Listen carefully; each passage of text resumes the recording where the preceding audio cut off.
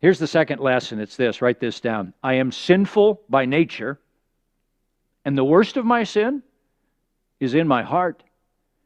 And verses 3 to 12 are the second section of the psalm, and that's the lesson they teach. I am sinful by nature, and the worst of my sin is in my heart. Let's just kind of track through this verse by verse. Verse 3, David writes, I know my transgression, and my sin is ever before me. David is saying that everywhere you look in your life, you'll find evidence of sin if you look hard enough. And you shouldn't have to work too hard. I grew up in the Lutheran church, and every Sunday we began the service kind of similar to what we do with the time of confession. It was a little more rigid and rote than that, but we always came before God and we confessed things, sins we had committed, of these three things: thoughts, words, and deeds. And then sometimes we added these two things that we have done, things that we have left undone. Now, if you're of the opinion that humans are basically good by nature, we just need a little spit and polish and we're okay, you take your average day and you run it through those five things. You look at your thoughts, your words, your deeds, things you've done, things you've left undone. You might want to take back that thought that we're good in our nature. Verse 4 then, David says, against you, he's talking to God, you only have I sinned and done what is evil in your sight. For a long time, I didn't fully grasp this verse. Here David has ruined Bathsheba's life. He's ended Uriah's life. And yet he has the audacity to say to God, against you only have I sinned. And I always thought, well, he's ignoring what he did to everybody else. But no, he's not. David gets it.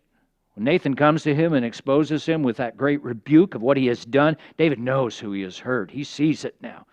But he's proclaiming here a truth that we all must recognize, that ultimately our sin and its long trail of wreckage that we leave in its wake, ultimately all our sin is against God and is an offense against His laws which we have broken. It is actually a spitting in God's face. Take the communion juice and spit in that.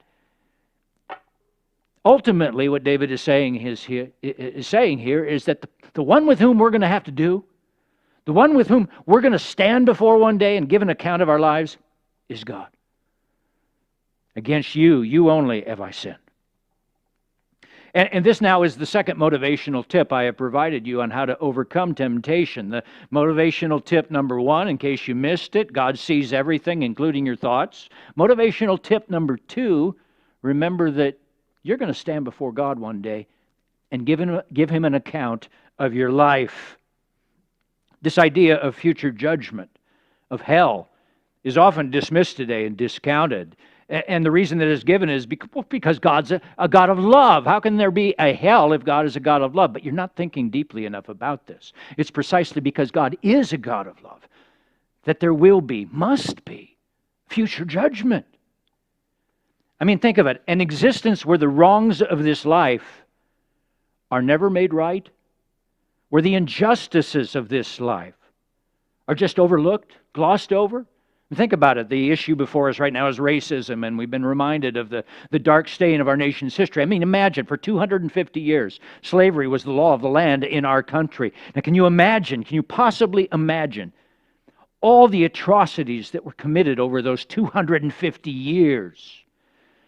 All the abuse, all the beatings, all the rape, all the Sally Hemings that existed, that were seen by no one except God.